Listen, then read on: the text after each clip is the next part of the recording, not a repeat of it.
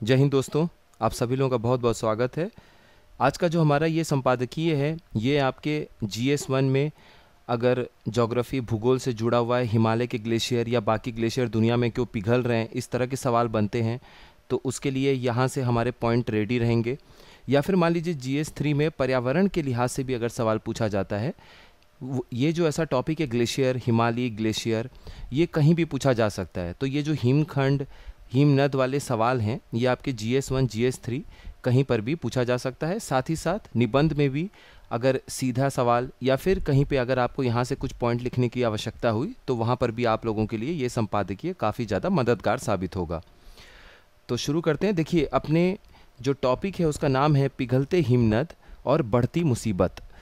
तो यहाँ से हमें पता चल रहा है कि जो बड़े बड़े ग्लेशियर हैं, हिमनद हैं, वो पिघल रहे हैं। उससे जो संकट है नदियों के बहाव पे, नदियों में हमेशा हम देखते हैं कि जो ग्लेशियर से, हिमनद से निकलने वाली नदियां हैं, वो उनमें 12 महीना हमें पानी मिलता है पहाड़ी नदियों की तुलना में, क्योंकि पहाड़ी नदियों में जब बारिश का पानी आता है तभी हमें पानी ठीक ठाक मात्रा में देखने को उसमें मिलता है। तो अगर ग्लेशियर समय से पहले पिघल जाते हैं या फिर ग्लेशियर उतनी मात्रा में नहीं बनते हैं जितना वो हर साल बनते आए हैं अभी तक, तो इससे कहीं ना कहीं नदियों के बहाव पर असर पड़ेगा। और अगर नदियों के बहाव पर असर पड़ेगा तो उससे जुड़े हुए जो भी लाखों करोड़ों लोग हैं, उनके जीवन पर भी उसका काफ़ी गहरा प्रतीकात्मक असर होगा, नकारात्मक असर होगा। तो चलिए देखते हैं अपने विश्लेषण को। इसमें थोड़ा सा जो एंडिंग है, जो निष्कर्ष वाला हिस्सा है, वहाँ पर पॉजिटिव पॉइंट पे या कुछ आगे की राह के हिसाब से किया जा सकता था।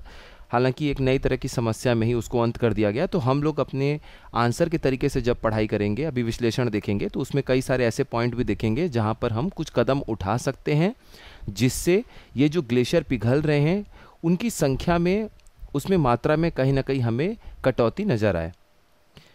तो पिघलते हिमनद बढ़ती मुसीबत, इंग्लिश में देखेंगे तो melting glaciers and growing problem.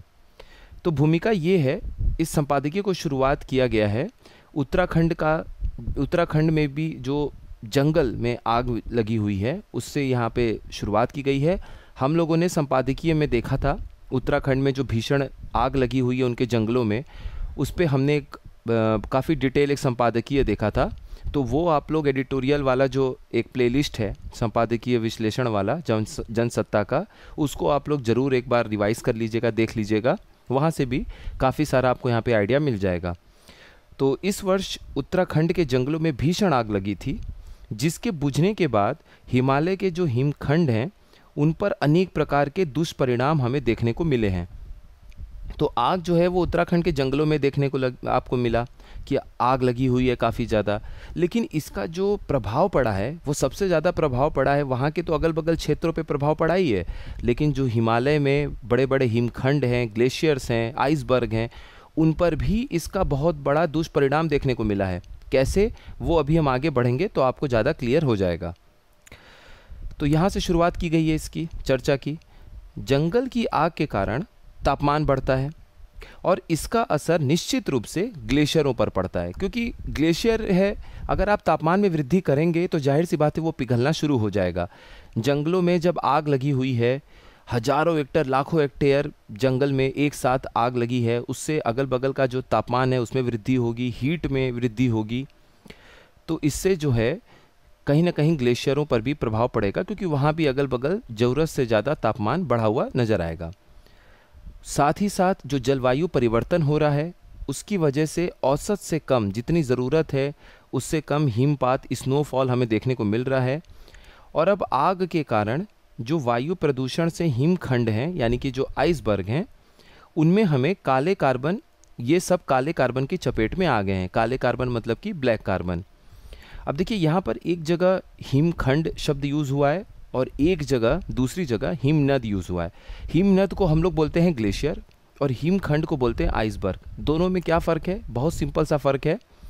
जब ये आपकी ग्लेशियर है, हिमनद है, यानी बर्फ़ के बहुत बड़े बड़े नदियों जैसे जमे हुए कुछ हमें हिस्से दिखते हैं, उनका कुछ हिस्सा जो टुकड़ा अलग हो जाता है इससे, उसे हम आइसबर्ग यानी कि हिमखंड बोलते हैं। तो हिमखंड जो बढ़ रहे हैं हिमालयी क्षेत्र में या दुनिया के किसी भी ऐसे क्षेत्र में जहाँ पर ग्लेशियर्स की मौजूदगी है और नदियाँ 12 महीने वहाँ पर बहती रहती हैं, तो ऐसे किसी भी जगह पे हिमखंड का बढ़ना ये दर्शाता है कि वो जो बर्फ़ एक साथ पहले ग्लेशियर के रूप में हमें दिखता था, उससे उसमें गर्मी की मात्रा बढ़ने से हमें कहीं ना कहीं एक टुकड़े अलग अलग होते हुए नज़र आ रहे हैं, क्योंकि दरारें पड़ रही हैं उसमें। सिंपल सी बात ये है। तो ब्लैक कार्बन का यहाँ पर जिक्र हुआ कि काले कार्बन की चपेट में ये हिमखंड आ गए हैं जब से ये आग लगी हुई है जंगलों में।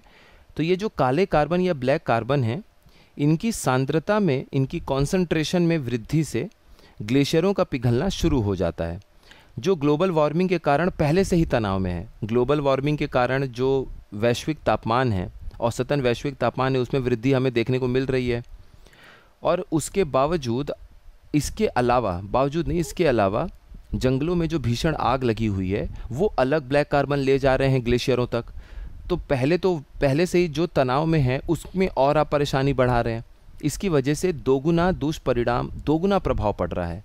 उसका दुष्परिणाम हमें क्या देखने को मिल रहा है कि ग्लेशियर ज़रूरत से ज़्यादा और समय से पहले तेज़ी से पिघल रहे हैं।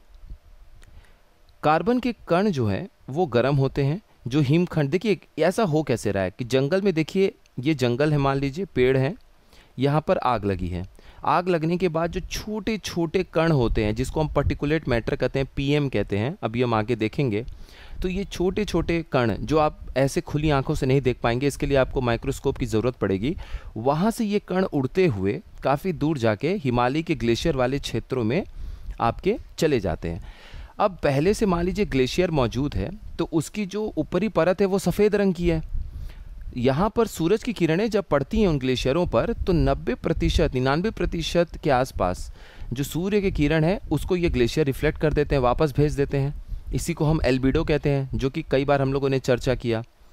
अब यहाँ पर समझ लीजिए कि ये सफ़ेद बर्फ़ की चादरों पर, ग्लेशियरों पर, ये छोटे छोटे काले रंग के ये जो कार्बन के कण हैं, ये उस पर अगर जमना शुरू हो जाएंगे, उसके ऊपर ठहरना शुरू हो जाएंगे, तो ये जो काले कार्बन है ये काले रंग के हैं, तो सबसे अधिक ये रोशनी को अवशोषित करते हैं, सूर्य की किरणों को अवशोषित करते हैं, एब्जॉर्व करते हैं।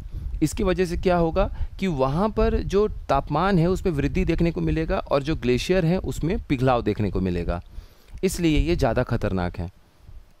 तो कार्बन के कण जो हैं वो गर्म होते हैं। गर्म क्यों होते हैं? क्योंकि ज़्यादा से ज़्यादा जो सूरज की रोशनी, गर्मी पहुँच रही है, उष्मा पहुँच रही है, उसको अवशोषित करते हैं। अब ये जब हिमखंड की ऊपरी परत पर चिपक जाते हैं तो हिमखंड के पिघलने की गति को बढ़ा देते हैं। अब हिमखंड तेज़ी से पिघल रहा है। आपके सामने बर्फ़ था, बर्फ़ अब तेज़ी से पिघल रहा है। अब इससे क्या हो रहा है? क्योंकि ये सूर्य की किरणों को बहुत तेज़ी से अवशोषित करते हैं, इसीलिए ये तेज़ी से पिघल रहे हैं। ये जो हिमखंड है, ये जो बर्फ़ की चादर हैं, वो तेज़ी से पिघल रही हैं, क्योंकि ये जो ब्लैक कार्बन है वो सूरज की किरणों को बहुत तेज़ी से अवशोषित करते हैं, एब्जॉर्व करते हैं। प्री के लिहाज से, या मान लीजिए कभी आपसे डायरेक्ट ब्लैक कार्बन पे ही सवाल पूछ दिया गया और फिर उससे पूछा गया कि उसका क्या दुष्परिणाम है जो हिम नदों पर अगल बगल हमें हिमखंडों पर देखने को मिल रहा है, तो उस तरीके के सवाल में आप पूरी इतनी बात नहीं लिखेंगे। आप ब्लैक कार्बन से शुरुआत करेंगे, उसके बारे में कुछ परिचय देंगे, आधा आंसर आपका वहाँ होगा और अगला जो आपका आंसर होगा आधा, वो आपका उसके दुष्परिणाम पर निर्भर, उसका दुष्परिणाम किस तरीके से हमें हिमखंडों या हिम नदों पर देखने को मिल रहा है, उस पर आधारित होगा। और छोटा सा लास्ट में आपको कंक्लूजन या निष्कर्ष के साथ अपने उत्तर को समाप्त करना होगा। तो ब्लैक कार्बन क्या है, आइए ये भी थोड़ा सा देख लेते हैं जब इसकी चर्चा हो रही है। ब्लैक कार्बन, जिसे आमतौर पर हम कालिख भी कहते हैं, कालिख के तौर पे भी जाना जाता है। कालिख मतलब इंग्लिश में सूट बोलते हैं, काले रंग का आप देखते हैं ना कालिख जो होती है कार्बन की। ये ब्लैक कार्बन सूक्ष्म कण होते हैं। सूक्ष्म कण वायु प्रदूषण का एक घटक होता है, कंपोनेंट होता है। तो जो PM 2.5 होता है, मतलब ऐसे छोटे छोटे कण जिनके डायमीटर, जिनका आकार 2.5 माइक्रोमीटर से भी छोटा होता है, उनको हम लोग उस श्रेणी में, सूक्ष्म कण, पर्टिकुलेट मैटर की श्रेणी में डालते हैं। और ये ब्लैक कार्बन भी वैसा ही है। यह लकड़ी और जो जीवाश्म ईंधन है यानी फॉसिल फ्यूल हैं, उसके अधूरे दहन यानी कि कंबशन से ये बन जाते हैं। ये बात ध्यान रखिएगा, ठीक है। आगे देखते हैं। ब्लैक कार्बन वायुमंडल यानी कि एटमॉस्फेयर में केवल कुछ दिनों से लेकर कुछ हफ्तों तक ही रहते हैं। कार्बन डाइऑक्साइड जो हम लोग उत्सर्जन कर रहे हैं, ये आपके पर्यावरण में, वायुमंडल में सैकड़ों सालों तक रहते हैं। कई साल तक रहते हैं, 50 साल, 100 साल। इसीलिए कहा जा रहा है कि अगर आज भी आप कार्बन डाइऑक्साइड के उत्सर्जन को कम करेंगे तो भी आपको बहुत साल लग जाएगा उसकी मात्रा को स्थिर करने में, जो कि वो वायुमंडल में होनी चाहिए। लेकिन ब्लैक कार्बन के केस में ऐसा नहीं है। ब्लैक कार्बन में आप क्या कर सकते हैं कि ब्लैक कार्बन की छोटी छोटी परतें उड़ रही हैं, वहाँ मौजूद हैं। ये केवल कुछ दिनों से लेकर कुछ हफ्तों तक ही मौजूद रहती है, लेकिन इसका असर इतना ज़्यादा हो जाता है कि वो ग्लेशियर और बाकी चीज़ों को पिघलाने में मदद करने लगती हैं।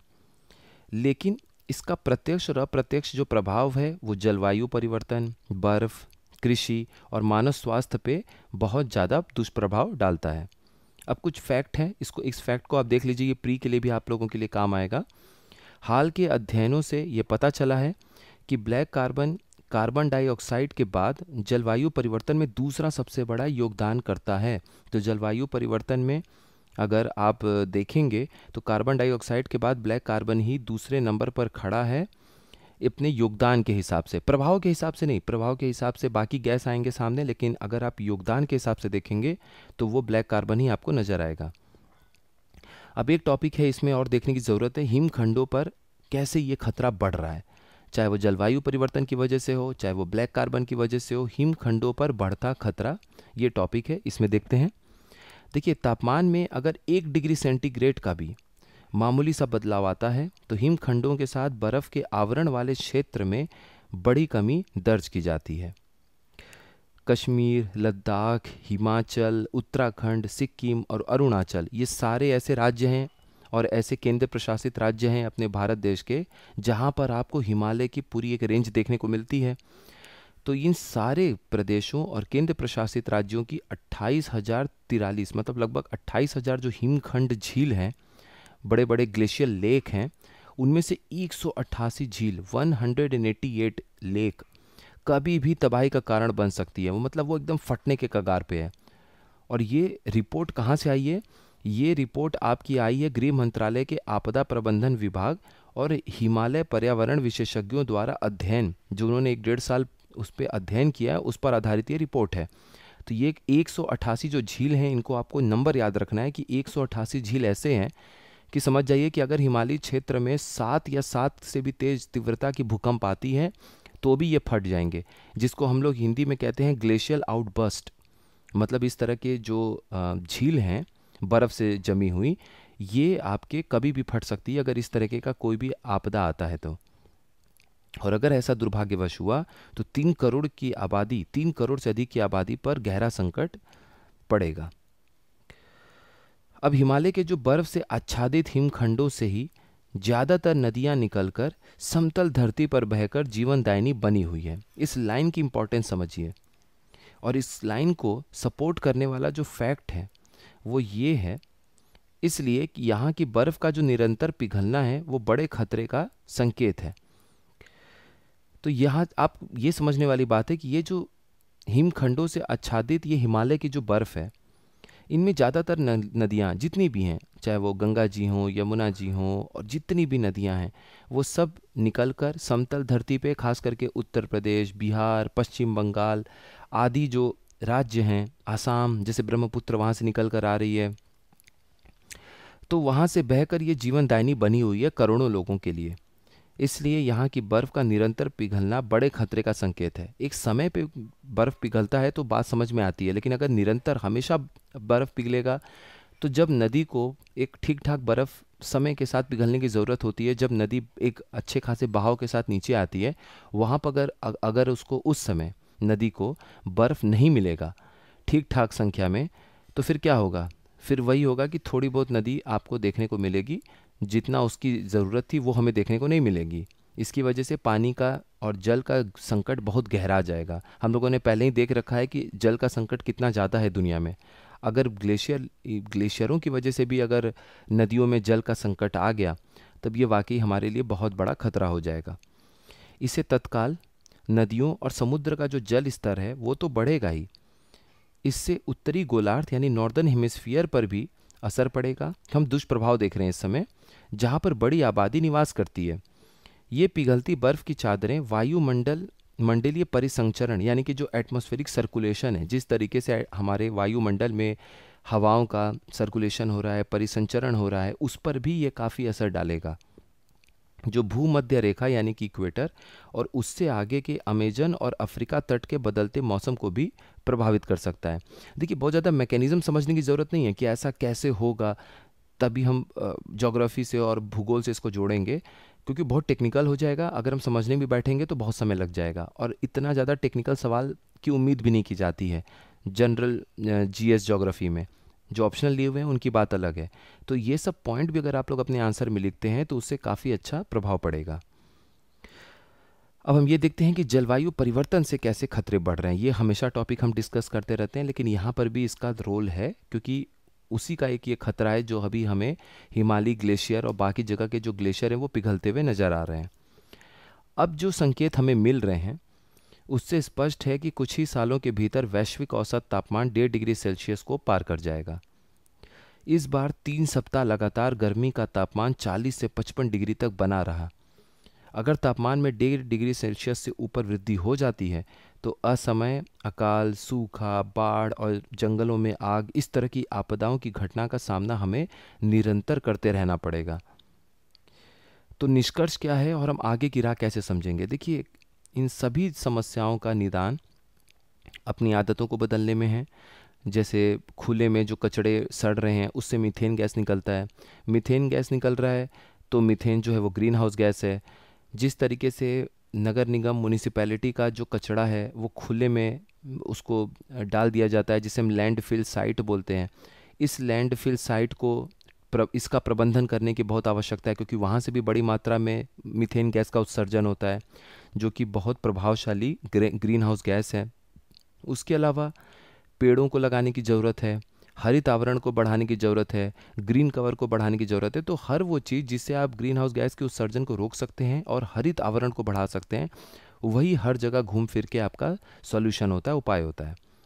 तो निष्कर्ष और आगे की राह में हम ये देखेंगे, इसलिए कहा जा रहा है कि इस बार धरती पर प्रलय बाढ़ से नहीं बल्कि आसमान से बरसने वाली आग से आएगी।